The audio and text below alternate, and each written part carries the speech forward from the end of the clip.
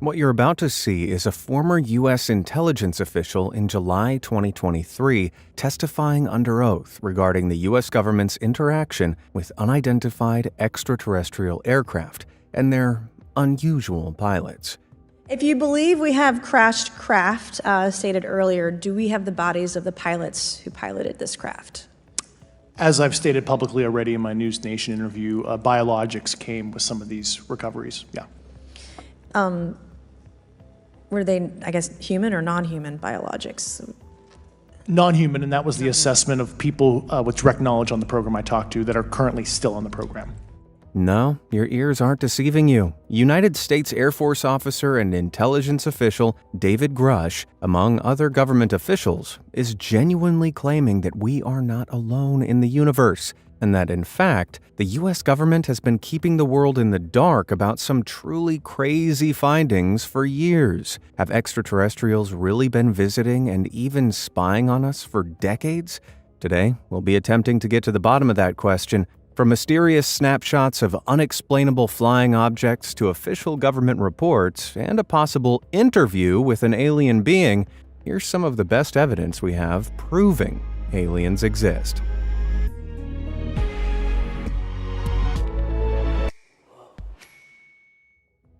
This first story has been corroborated by multiple highly reliable military personnel and is probably the most striking proof of alien life, or technology, visiting Earth. And that's why I'm going to explain it first and in depth. We even have the footage to prove it. It goes like this. A naval strike group, led by the U.S. aircraft carrier the USS Nimitz, was conducting pre-deployment exercises off the northwest coast of Mexico in late 2004. On the 10th of November, the USS Princeton picked up unusual radar signals near San Clemente Island. These signals didn't appear as any known aircraft and would randomly appear in groups of 5 to 10 at a time. The senior operator of the radar system had almost 2 decades of experience working with these systems and was an expert with this scientific system at the time of the incident, so he was puzzled as to what was going on.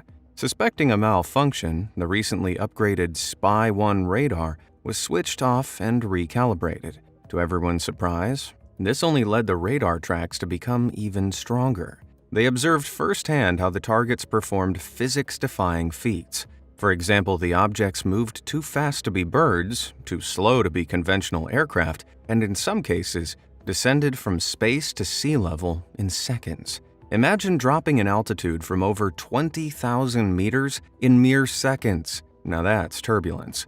Then the objects would hang around for hours. These observations were witnessed for multiple days. Each time they occurred, the crew would view these tiny specks moving irregularly in the distance through their high-powered binoculars on board. Then, on the morning of November the 14th, something extraordinary unfolded. Strike Fighter Squadron 41 took off from the aircraft carrier on a regular training operation when suddenly these mysterious radar tracks were spotted again. Lieutenant Douglas Kurth was instructed to investigate the unknown target approaching from the south.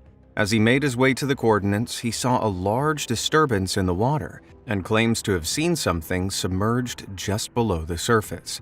He said it reminded him of a submarine or ship below the surface of the ocean. The strike group of ships did include the USS Louisville, a nuclear submarine, and it was in the vicinity, so it could have been the reason for the turbulence in the water, but what was witnessed later makes that idea seem implausible. You see, Kurth was joined by 2 other fighter jets, both containing 2 people each, the lead of which was piloted by Commander David Fravor. Fravor also claimed to have seen the disturbance on the ocean and described it as much larger than a submarine. As Kurth made his way back to the Nimitz, Commander Fravor and his wingman decided to take a closer look.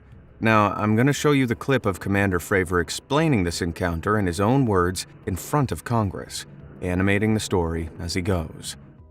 We arrived at the location at approximately 20,000 feet in a controller called merge plot, which means that our radar blip was now in the same resolution cell as the contact. As we looked around, we noticed that we saw some whitewater off our right side. It's important to note that the weather on this day was as close to perfect as you could ask for off the coast of San Diego. Clear skies, light winds, calm seas, no whitecaps from waves. So the whitewater stood out in a large blue ocean. All four of us, because we were in F-18Fs, so we had pilots and Wizzo in the back seat, looked down saw a white tic-tac object with a longitudinal axis pointing north-south and moving very abruptly over the water like a ping pong ball. There were no rotors, no rotor wash, or any sign of visible control surfaces like wings. As we started clockwise towards the object, my Wizzo and I decided to go down and take a closer look with the other aircraft staying in high cover to observe both us and the tic-tac.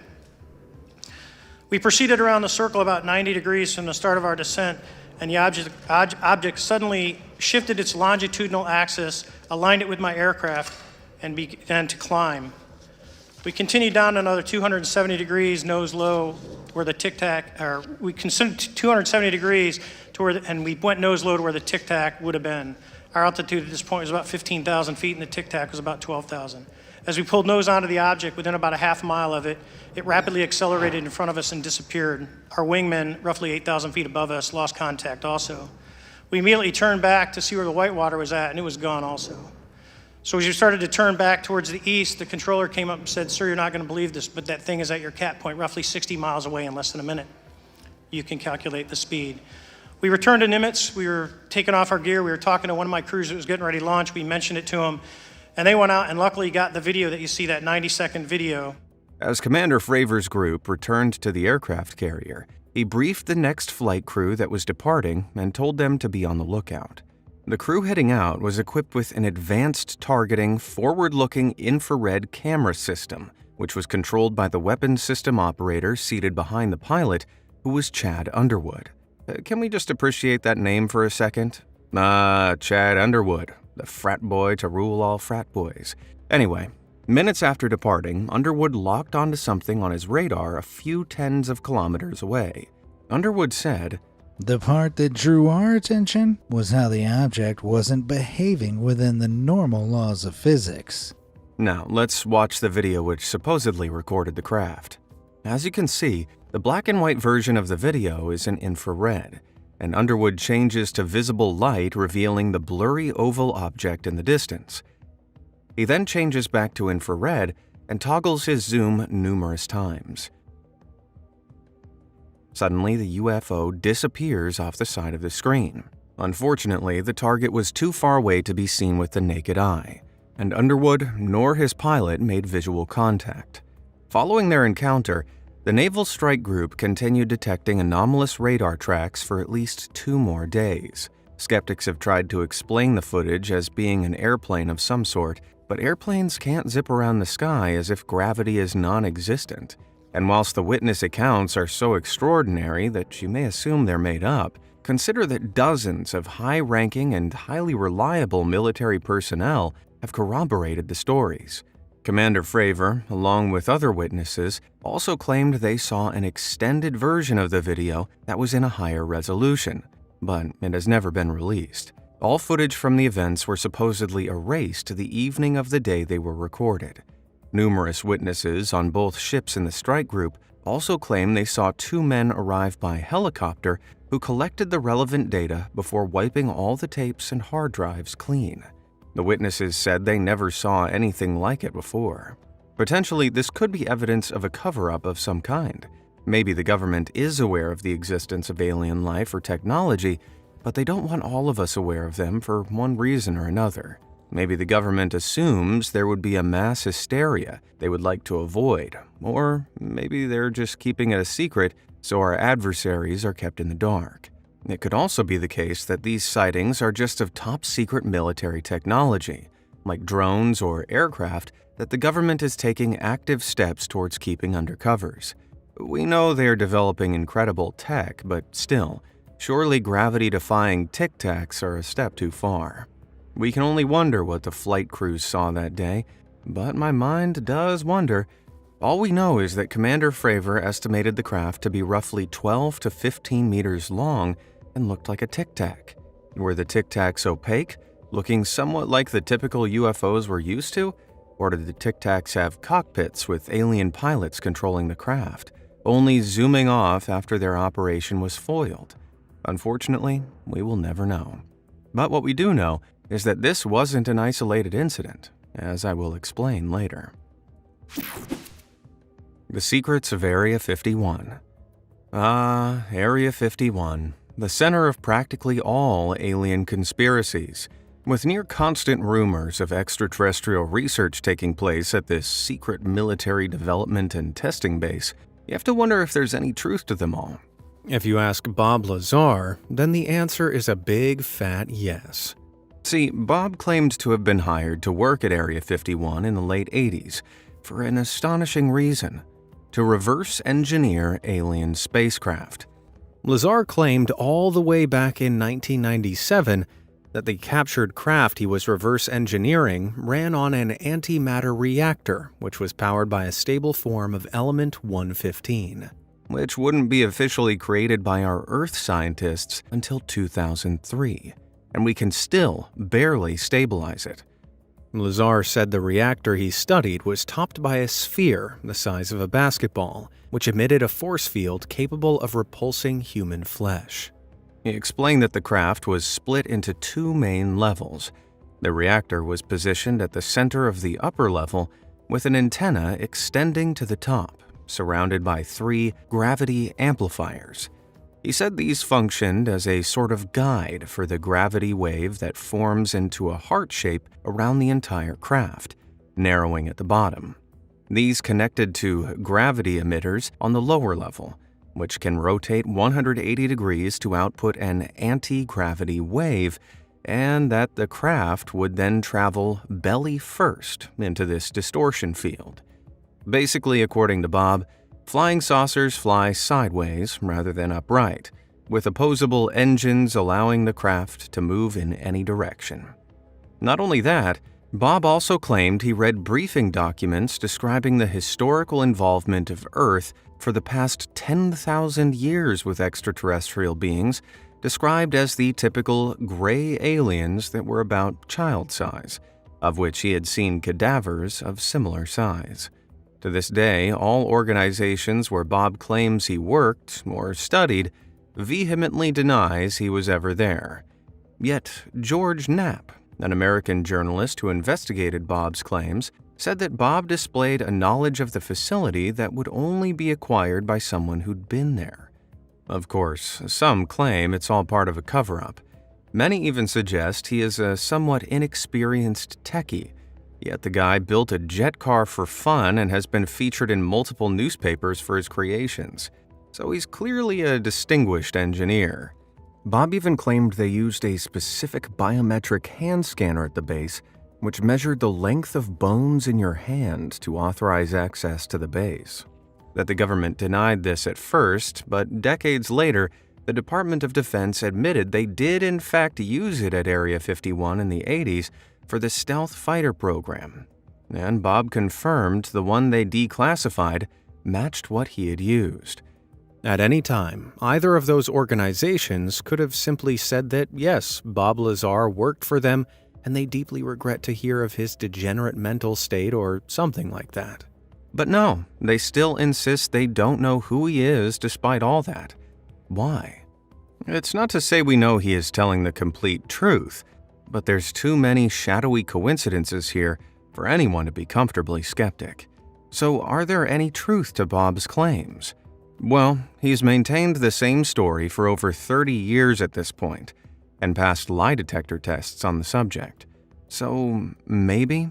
It's worth noting that the guy has been convicted several times of crimes since his testimony, which his critics have used to discredit his story. But who knows? Was Bob telling the truth? Well, some of the sightings coming up might make you think he's telling the truth. Remember I told you that Tic Tac video wasn't an isolated incident? A similar encounter was filmed on the southeastern coast of America in early 2015. Those who recorded it have yet to come forward, but some crewmates and fellow pilots have provided some of the backstory, and it goes like this. Roughly 10 years after the initial Tic Tac sightings in the summer of 2004, a naval strike group, led by the aircraft carrier USS Theodore Roosevelt, led training exercises somewhere off the coast of Virginia. The encounter was strikingly similar to the previous one explained. Anomalous radar tracks were spotted and initially dismissed. Gravity-defying hypersonic objects were being detected defying the laws of physics. After double-checking all their equipment, They were certain what they were seeing had to be real. Early interceptions were initially unsuccessful, until one day, two jets no more than a few tens of meters apart narrowly avoided a mid-air collision when something flew right in between them. Although the pilots themselves haven't come forward, fellow F-18 pilot Lieutenant Ryan Graves spoke to one of the pilots who landed and said the experience had visually spooked him. Here's what he had to say about the encounter at the UAP congressional hearing. During a training mission in Warning Area Whiskey 72, 10 miles off the coast of Virginia Beach, two F-18 Super Hornets were split by a UAP. The object, described as a dark gray or a black cube inside of a clear sphere, came within 50 feet of the lead aircraft and was estimated to be 5 to 15 feet in diameter. The mission commander terminated the flight immediately and returned to base. Our squadron submitted a safety report, but there was no official acknowledgement of the incident and no further mechanism to report the sightings. Soon, these encounters became so frequent that aircrew would discuss the risk of UAP as part of their regular pre-flight briefs. This time, the craft was described as a cube encased by a translucent sphere. Obviously, both pilots must have been incredibly startled, so it's hard to figure out exactly what they saw in such a short space of time. But I've created a few images of the craft for entertainment purposes, and I've added a little extra aliens for fun. They didn't mention seeing them, but I like to think they were there. Anyway, Lieutenant Ryan Graves said this wasn't an isolated incident, and that similar things had been seen by dozens of pilots for several months, and that the object spotted could remain airborne for up to 12 hours at a time. A few months later, in 2015, when the USS Theodore Roosevelt had made its way over by the coast of Florida, during a separate incident, pilots captured another clip that shocked everyone involved. Dude, there's a going on, bro. There's a whole fleet of them. Look on the ASA. My gosh. They're all going against the wind. The wind's 120 knots from the west. Look at that thing, dude. That's not our LNS, though, is it? It's not. That is an LNS, dude. Well, if there's a look at that thing, it's rotating. The interesting thing about this clip is that the craft captured seemed to rotate and fly in a fashion somewhat similar to that described by Bob Lazar on its side. The craft even has a heart-like shape, which resembles how Lazar claimed the crafts he reverse-engineered warped gravity around them. However, some debunkers claim the rotation seen in the video is an optical illusion caused by the derotation mechanism of the camera. That said, the two pilots themselves failed to recognize it as an image rotation. Surely, if anyone could spot image rotation, they would be the ones who would know what it looks like. Both pilots believe the craft actually rotated. Even Jeremy Corbell, an electro-optical engineer and expert in the ATF LIRE camera system, explained it's not an optical illusion. Besides, if it were an optical illusion, that doesn't explain what the pilots remarked about in the following clip. There's a whole fleet of them. Look on the ASA. My gosh. They're all going against the wind. The wind's 120 knots from the west. It seems nothing yet has explained how a whole fleet could travel cross-wind at that speed. With all that said, it's interesting to hear about the man responsible for making these videos public, Luis Elizondo. He was the head of a secret government-funded effort to investigate UFO sightings known as the Advanced Aerospace Threat Identification Program. In late 2017, he became so disillusioned with the government's efforts that he decided to resign. He claimed that certain individuals within the government are staunchly opposed to UFO research, and that the government is unconcerned about something that could affect national security. Indeed, many military personnel claim these sightings are common but underreported, as individuals fear for their career should they speak out and risk looking like a tinfoil hat wearer at the expense of another promotion. Certainly, there is a stigma around the UFO topic, which is precisely the reason the government now uses UAP instead of UFO to avoid the unwanted association with aliens, spaceships, and probing human backsides. Lieutenant Ryan Graves summarizes perfectly the sentiment around UFO sightings among the U.S. government during his speech to Congress.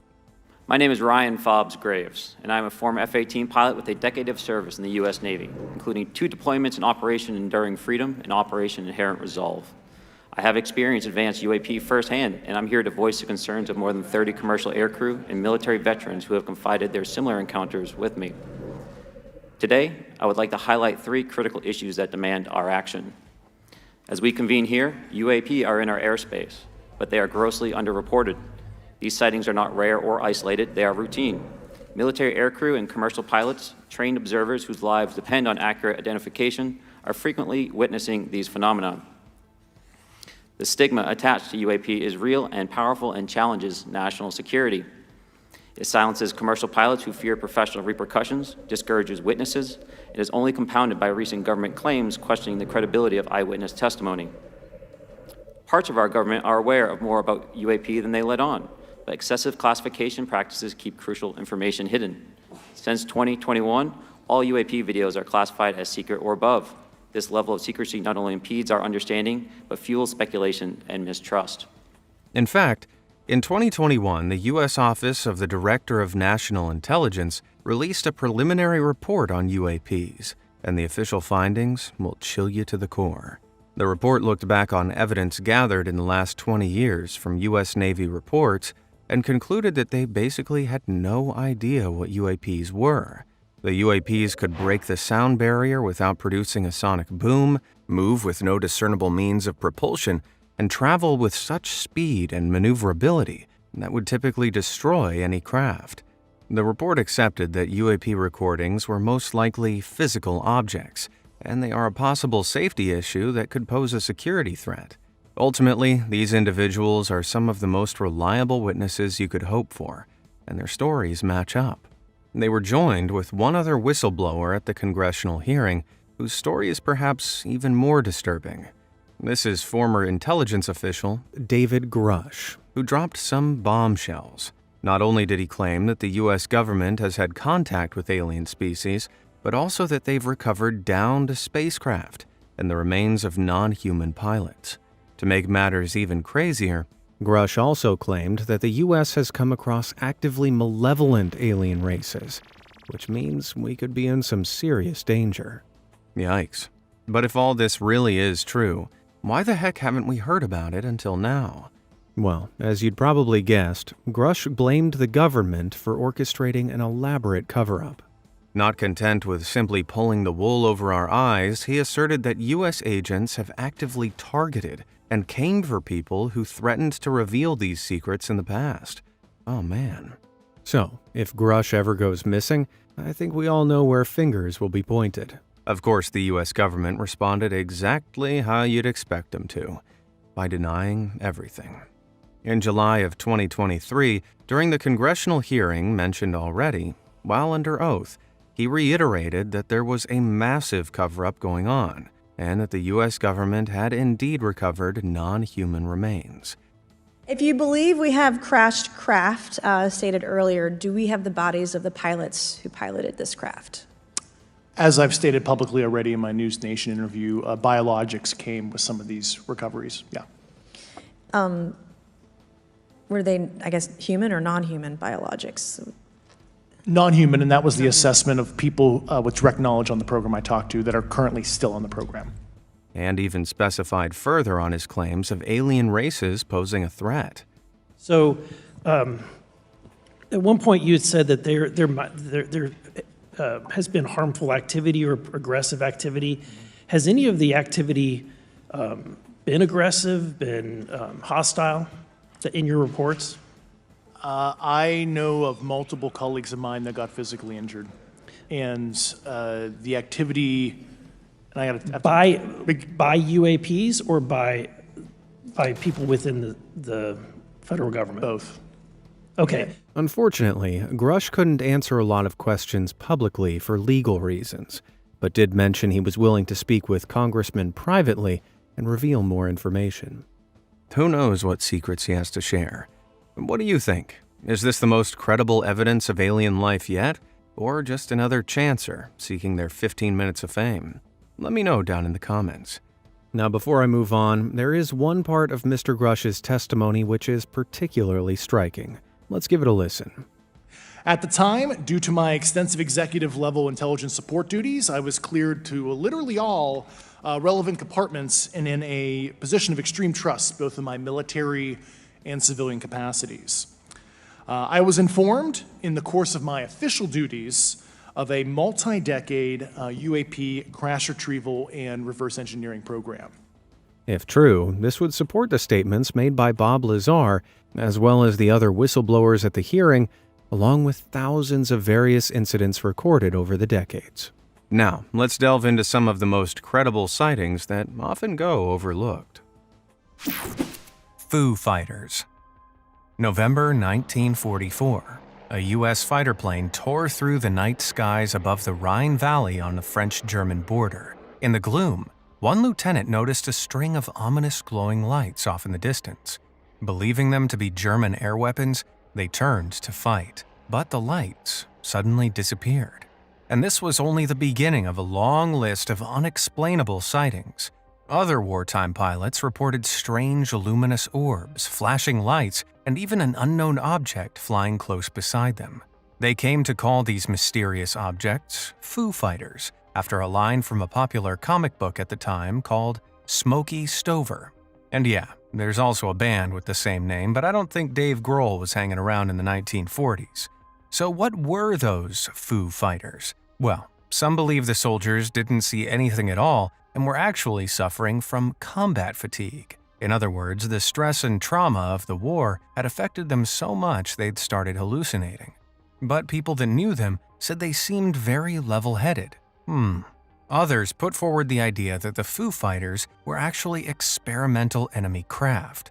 But wouldn't we know by now if that was the answer? Indeed, many people think they really were alien visitors, come to observe and learn about human aircraft. If that's the case, though, why don't we see UFOs following us whenever we go on vacation?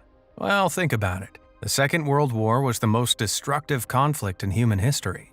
Maybe extraterrestrials heard all the commotion from a galaxy far away and came to find out what the fuss was about. Then, after seeing how stupid we can be, they noped out again and sightings dried up. Can't say I really blame them. Don't worry though, just like and subscribe to Be Amazed for all the knowledge injections you need to impress the aliens when they next come back around. All sorted? Wicked. Let's get back to it. Recess to remember. Kids aren't exactly the most reliable sources. I mean, they say a lot of stupid stuff. But what about when a whole class of kids has the same exact story? And what if all of them insist the story is the truth for nearly 30 years afterwards? Okay, now you have my interest. Back in 1994, a bunch of children attending aerial school outside Rua, Zimbabwe, had the most eventful day imaginable. And no, it wasn't Pizza Friday. During their morning recess, no less than 62 students saw a strange disc-like craft land near the schoolyard. Curious, many of them walked over to investigate. Suddenly, the craft's doors opened and a humanoid creatures clad in black stepped out before the now terrified children. Then the beings slowly approached. But it seems they came in peace. Rather than attacking, they, wait for it, telepathically beamed messages about the importance of environmentalism into the children's minds before abruptly leaving. Right. While not all students saw the craft that fateful day, many of the kids that did have been adamant about the events that took place ever since. Looking at it from a skeptical mind, it's possible the whole thing was just a case of mass hysteria. That's when a group of people suffer a collective delusion. We aren't entirely sure why this happens, but anxiety is thought to be one of the causes. Just 2 days prior to the incident, there'd been several UFO sightings across southern Africa. This created an atmosphere of anxiety that could have become hysteria, which the kids manifested in an extraterrestrial encounter of their own. I'm not convinced. Some of them even drew pictures, and they have startling similarities between them. And would children really think to work environmentalism into their story? I'm not saying this is aliens, but there's definitely something more than hysteria at play here. Let me know your thoughts down in the comments. The Belgian UFO wave. In Belgium, 1989, a string of UFO sightings took place that would mark the beginning of a tremendous wave of encounters that shocked the world. On a fateful November night, over 30 different groups of people recorded seeing something odd in the skies above them. A strange triangular object with 3 distinct glowing lights beneath it. Spooky, right? Well, for the next 5 or so months, over 2,000 more sightings were reported across the country. Jeez, that's a lot of alien boys. The Belgian government actually got fed up with hearing these reports and, assuming the US were testing some aircraft nearby, got in touch with them to find out. But the Americans told them no such tests were taking place. With little going on, the Belgian government saw only one way to get to the bottom of the situation: getting up close and personal with one of the supposed craft. So when reports of a sighting came in one March night, jets were scrambled and sent to meet with the enigmatic visitor. Frustratingly, the fighter pilots couldn't see the object itself, but they did just about catch it on radar. The radar blip started moving erratically and jumping great distances before accelerating way beyond a man-made craft's capability and just vanishing. After that, encounters quietly died down. While the Belgian government were quick to dismiss the whole affair, they couldn't provide any compelling alternative explanations. It's possible the sheer gravitas of the initial sightings inspired paranoia among citizens, making them more susceptible to the idea of seeing triangular shapes in the sky. But that doesn't explain the mysterious radar blip. I think the answer is obvious. These were aliens, just dropping by for that sweet Belgian chocolate. Skinny Bob. Most phony alien encounters involve off-puttingly grainy photos of faraway spaceships. That's because it'd take a whole lot of cash, time, and skill to convincingly fake an alien up close, which is exactly what makes Skinny Bob such an enigma. No, it's not the name of my estranged nephew, it's an alleged alien. Let me explain. In 2011, a Reddit user named Ivan posted a startling video clip to the website, claiming it was recorded by the KGB. This is Skinny Bob.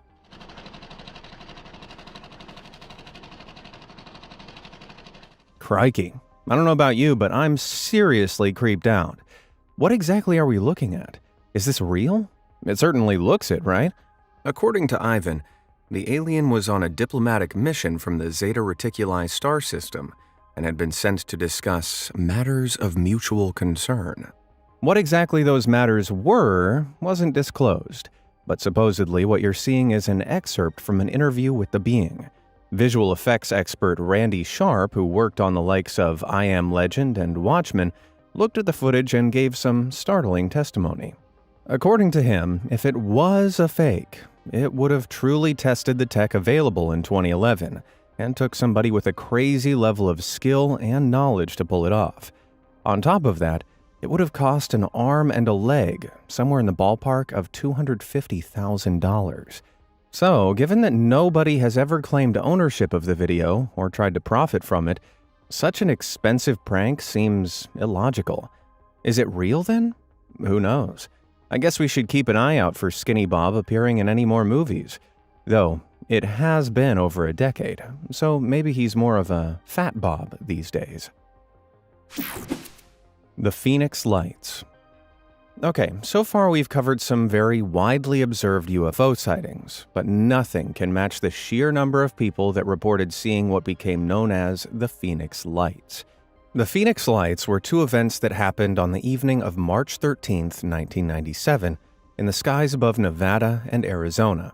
The first event started at around 7:30 p.m., when a witness in Henderson, Nevada, reported seeing an array of glowing orbs in the sky. From there, they slowly made their way across state lines to Phoenix, Arizona, a near 300-mile journey that was seen by thousands upon thousands of people, including actor Kurt Russell. The lights made the shape of a V, with some observers claiming they could faintly see the craft itself through the clouds. Then they passed over the city and disappeared without a trace. What? And it gets weirder. At around 10 p.m., loads of people in Phoenix also reported seeing a separate row of bright lights hovering in the sky. According to the author and renowned UFO skeptic Robert Schaefer, these lights actually originated from two separate U.S. Air Force training exercises with A-10 jets. One exercise consisted of the planes flying in a triangle formation and another of them firing flares. What a buzzkill. But it makes sense. Case closed, right? Wrong. In 2007, former Arizona governor and witness John Fife Symington III came out to speak on the lights. As a pilot, he claimed to know every aircraft imaginable, and whatever he saw that night was not something he recognized. Not content with just discrediting the official explanation, he also expressed his support for the government to investigate further. To this day, however, we still don't have a solid answer. So I guess for now, the whole thing is very much up in the air. Sorry. Oumuamua. Don't you just hate uninvited guests? Well, back in 2017, our solar system got one of the most mysterious uninvited guests imaginable. A mysterious red object somewhere between 300 and 3,000 feet long was observed moving past the sun. The visitor was dubbed Oumuamua by scientists, a Hawaiian word meaning a messenger from afar arriving first. Fitting, because it certainly came from afar, and it was the first object of its kind we've ever seen. Naturally then, its sudden appearance was very exciting for astronomers, but it was also unnerving. Just what was this thing? Well, it was cigar-shaped and traveled at astounding speeds of up to 55 miles a second, a whopping 20 miles per second faster than the average speed of a comet. But unlike comets, it had no visible tail of space dust behind it. The strange object raced through our solar system for 11 days, then left again, never to return. Curiouser and curiouser. As you might have guessed, many were quick to cry alien, and understandably so. It seemed to defy all explanation.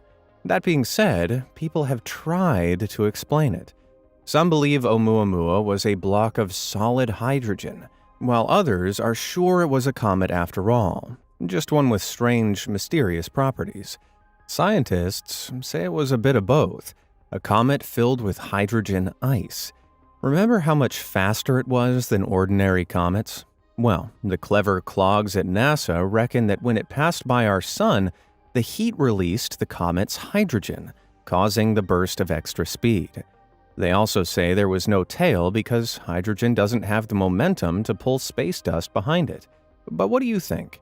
Was Oumuamua really just a big old space rock? Or is all that just smoke and mirrors? I mean, if an alien spaceship did come to our solar system to monitor us, wouldn't our governments want to cover it up to stop mass panic? I'd love to hear your theories in the comments below. Crystal clear. Let's be real. UFO photos almost always look like they've been taken using a toaster. They're either super blurry or don't resemble UFOs at all. With that in mind, I'd like to present you with something absolutely incredible. A UFO photo that actually looks like it was taken using a functioning camera. Whoa! All jokes aside, this is the Calvine photo, widely known as the clearest UFO snap ever taken. Captured in Scotland by two young chefs in 1990, the incredible image shows a strange diamond-shaped object flying in front of a conventional plane. The two chefs sent it to a newspaper, but instead of publishing it, the paper passed the image to the British Ministry of Defense, where it promptly disappeared for 30 long years. Then, in 2020, British academic journalist David Clarke finally tracked it down. After first hearing about the story in 2009, but without the photographic evidence itself, it had captivated him ever since. Eventually, he tracked down a former Royal Air Force officer who'd held on to a print of it. Apparently, the retired officer had been waiting for someone to call him about it for years, so was more than willing to share the pic. And unlike a lot of other UFO sightings, this one can't be easily debunked. Andrew Robinson, senior photography lecturer at Sheffield Hallam University, analyzed the photo and concluded that whatever the object is, it's definitely there in front of the camera. So there's no editing trickery going on. The RAF officer that held onto it also said that when the photo was sent in, the witnesses claimed the craft made no noise whatsoever. Weird. Who the witnesses actually are, though, we don't know. Though the names of the original photos should have been released in 2021, British authorities have refused to do so until 2076, citing privacy concerns. Suspicious much? What do you think? Let me know down in the comments. The Battle of LA. You remember the Foo Fighters I told you about earlier? You know, those strange lights that followed pilots around during the Second World War. Well, that wasn't the only time aliens allegedly came down to investigate us in wartime. Oh no. There was the Battle of Los Angeles. Shortly after joining the war, the USA was still reeling from the Japanese attack on their naval base at Pearl Harbor. The country was on high alert, preparing for the possibility of another strike on U.S. soil. So, when air raid sirens sounded in LA County one February night in 1942, troops ran desperately to the anti-aircraft guns and started firing.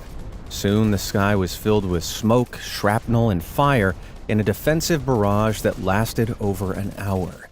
Then, silence. But as the sun rose, soldiers realized something very peculiar. There seemed to have been no enemy at all. Absolutely nothing had been shot down.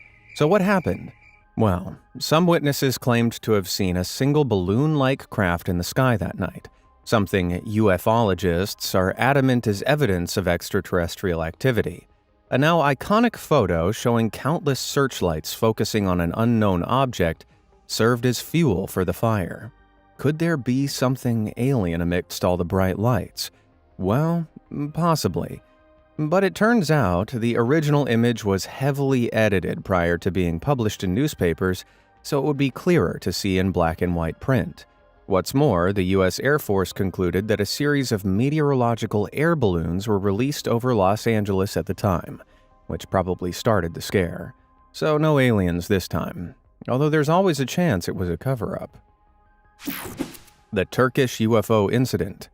Many UFO sightings are highly publicized cases that have inspired heated debate over the years. Then, you have far lesser-known ones, like the Turkish UFO incident. Between 2007 and 2009, 12 different witnesses came forward claiming they'd seen a strange metallic craft in the skies off the coast of northwest Turkey. But we don't have to take their word for it. Plenty of them filmed it.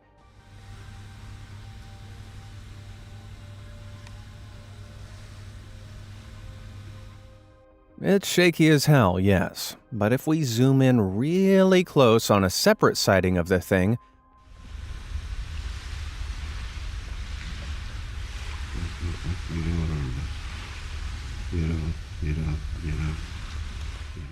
oh, you can definitely see two figures moving around inside.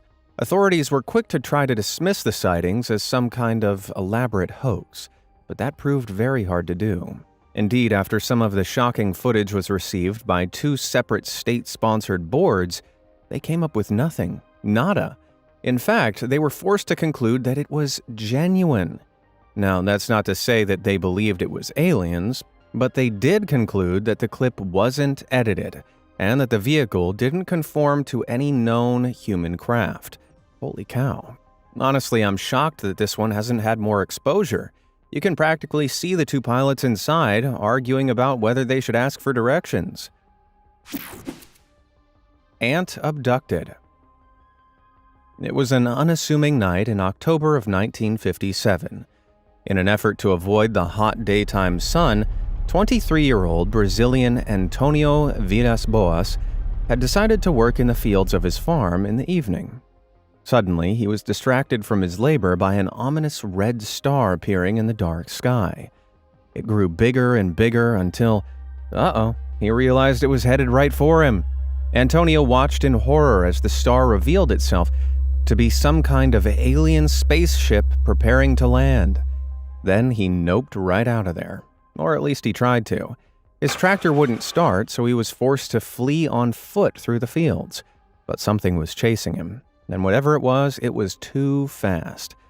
Antonio yelped as he was tackled by several humanoid creatures who subdued him and dragged him onto the ship. While aboard, he was stripped naked and covered in a strange gel. Then the creatures took a blood sample from his chin and left him alone in a locked room filled with noxious gas, which made him feel seriously ill. As he sat there, naked, gooey, and sick on an alien spacecraft, he probably thought this night couldn't get any weirder. He was wrong.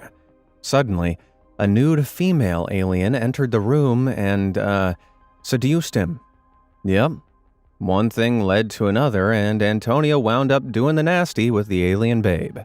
Then after, completing his task, he was given a quick tour of the ship before being dropped off back home. Okay, so that wasn't a fever dream I had last night. It's supposedly a true account as told by Antonio himself. I'm sure you're pretty suspicious of his story, as most were when he first came out with it, but just wait. Antonio was examined by medical professionals shortly after the alleged incident and was found to be suffering from radiation sickness. Now, I'm not saying that means his wild tale is true, but I'm having trouble figuring out how else he could have gotten radiation poisoning. Either way, our spacefaring farmer stuck to the story for the rest of his life until he passed away in 1991. Was old Antonio really a victim of alien abduction, or was it all just a ploy for attention? Now that he's gone, it seems we'll never know for sure. The Baikal Enigma. Lake Baikal. This Russian body of water is the oldest and deepest lake in the world, with a colossal maximum depth of some 5,400 feet. That means 2 to-scale replicas of the world's tallest building, the Burj Khalifa, could fit in there stacked on top of each other. Crikey. Naturally then, the lake has inspired countless legends and been the site of an awful lot of alien activity.